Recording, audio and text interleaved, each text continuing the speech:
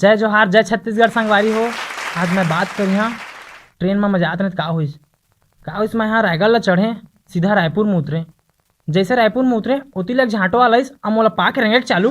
मैं कहे हे उतार मोला, हे ले तो कहाँ जब मैं छोड़ता ना, मोला उतार ले तो कहाँ जब मैं छोड़ता ना, मोला उतार ले तो मैं कहाँ जावे छोड़ता ना। हाँ मैं दिल्ली जहाँ पानी भरे उतरे हाँ। तहाँ फिर मैं ट्रेन में चढ़े तहाँ चला तकर बाद दुर्गम ट्रेन रुकिस तहाँ वहाँ समोसा बड़ा वाला चघिस तहाँ वहाँ सीधा मोर कराइस और जबरदस्ती मोर मुँह समोसा बोझ के 20 रुपये लेके भाग गए। लेकिन मोला बात तो 20 रुपये दे तेकर नहीं संगवारी हो। वो साला बेटा गरमे गरम ला मोर मुँह बोझ दिस मुँह जर के।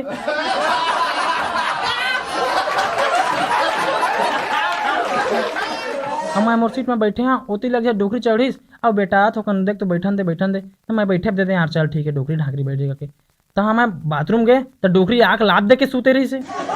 मैं कहे बड़का दे उठना हुआ मोल बैठान दे हैं तोर सीट हो के जाते जाते भागे तो मैं मोर सीट है मैं बैठन दे वहाँ। देखा तो डोकरी चोतला मोरे सीट मोई ला उठा दी।